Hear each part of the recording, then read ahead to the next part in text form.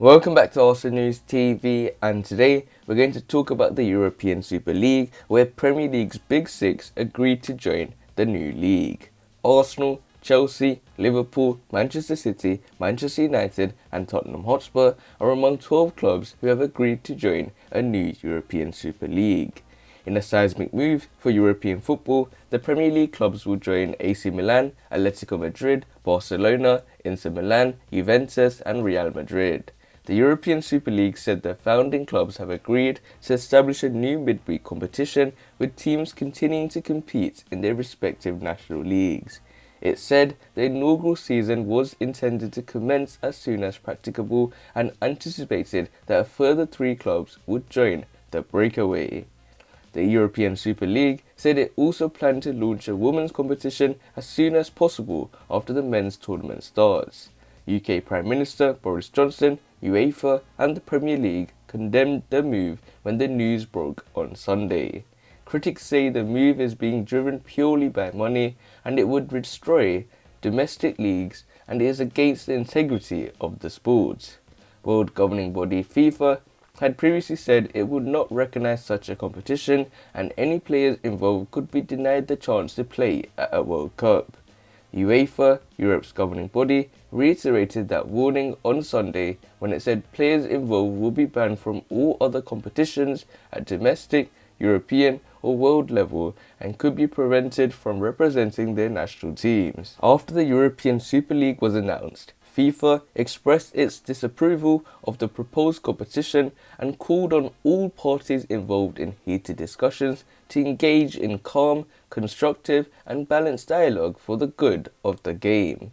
The European Super League has sent a letter to FIFA President Gianni Infantino and UEFA boss Alexandra Seferin issuing notice of legal proceedings in European courts designed to block any sanctions the 2 governing bodies may try enforce over the formation of the European Super League. In a statement, the European Super League said, "Going forward, the founding clubs look forward to holding discussions with UEFA and FIFA to work together in a partnership to deliver the best outcomes for the new league and for football as a whole." In terms of why now, there were talks in October involving Wall Street bank JP Morgan over a new £4.6 billion competition that will replace the Champions League.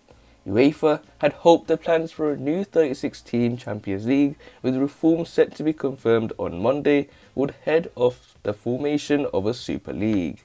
However, the 12 sides involved in the Super League do not think the reforms go far enough. They said the global pandemic had accelerated the instability in the existing European football economic model. In recent months, extensive dialogue has taken place with football stakeholders regarding the future format of European competitions. They added, "The founding clubs believe the solutions proposed following these talks do not solve fundamental issues, including the need to provide higher quality matches and additional financial resources for the overall football pyramid."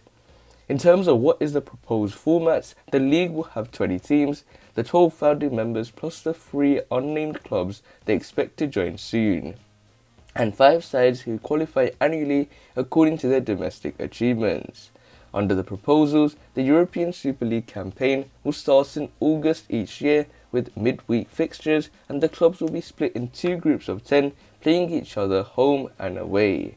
The top 3 in each group will qualify for the quarterfinals with the teams in 4th and 5th place playing a 2-legged playoff for 2 remaining spots. From then on, it would have the same 2-leg knockout format used in Champions League before a single-leg final in May at a neutral venue. The European Super League said it would generate more money than the Champions League and will represent and result in a greater distribution of revenue throughout the game. In terms of what do the Super League leaders say, Real Madrid President Florentino Perez, the first chairman of the European Super League, said the new competition would help football at every level. Football is the only global sport in the world with more than 4 billion fans, and our responsibility as big clubs is to respond to their desires. He added, Juventus chairman Andrea Agnelli has resigned from the UEFA Executive Committee and as chairman of the European Club Association, which had pushed the planned Champions League reforms. He said the 12 clubs have come together at this critical moment, enabling European competition to be transformed, putting the game we love on a sustainable footing for the long-term future.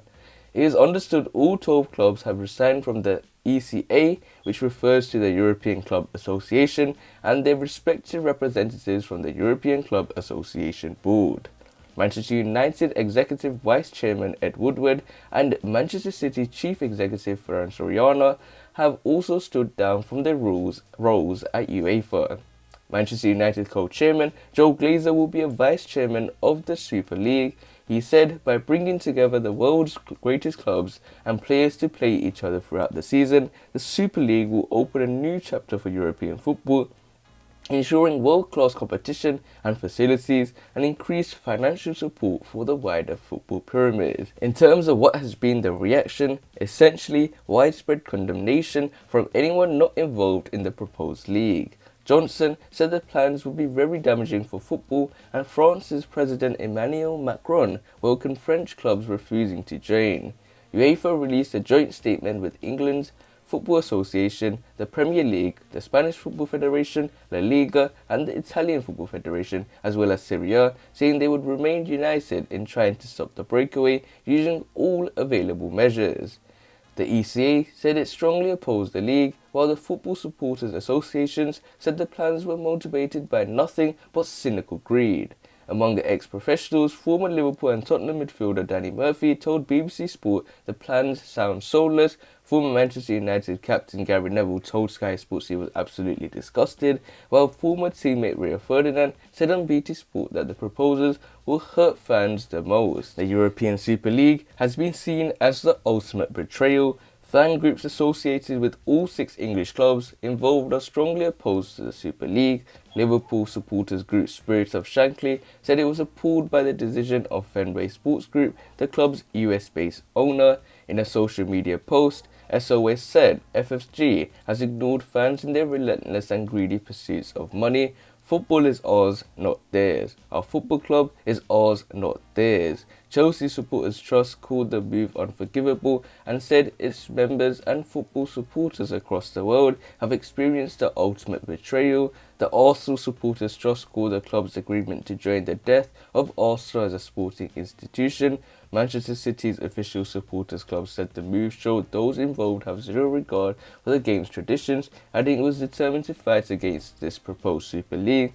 The Manchester United Supporters Trust had earlier said the proposals were completely unacceptable and the ESL goes against everything in football and Manchester United should stand for. And finally, Tottenham Hotspur Supporters Trust said the ESL was a concept driven by avarice and self-interest at the expense of the intrinsic values of the game we hold so dear.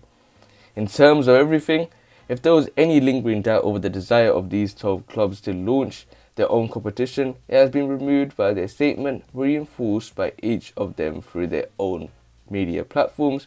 So many questions remain unanswered.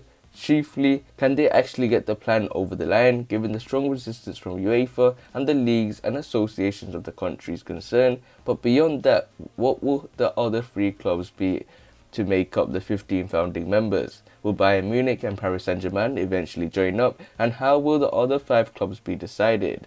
The discussions will be fascinating, but right now the clubs who have signed up to the European Super League have a public relations battle to turn and perceptions, because initial reaction has been overwhelmingly negative. So the talk of this day, the talk of yesterday has been the fact about this new European Super League, and I also posted a comment in the community post where I stated, are you guys happy about this new European Super League? If you're an Arsenal fan, you'll probably be in 2 minds right now. This is the only chance for us to get into European football. And was Mikel Arteta referring to European football knowing that this thing will be happening? Or is this going to ruin football as a whole? Can you think of these teams that have struggled to make it into the top 4, West Ham, Leicester City, and now they're not going to even make it into the Champions League, and they're not going to see that as the best competition? So there is a lot of problems here, and I do think that the Gunners, especially the fans, can all reunite. The players should reunite and fight against this European Super League, because when they say the big 6 clubs, it's the big 6 owners. You've got Stan Kroenke here, who's going to be the vice chairman of this. He's done this with the NFL. He knows everything what the tactics are, the negativities that's going to arise, and he knows how to overcome this. So we have to do something bigger than what Stan Kroenke and his cohort can think of. But I really we do wish that this doesn't happen, because this is the best for football. Because I'm really scared for Arsenal as a club as well. So we have to wait and see how this pans out. But other than that, guys, remain blessed. Stay tuned for the next video, and peace.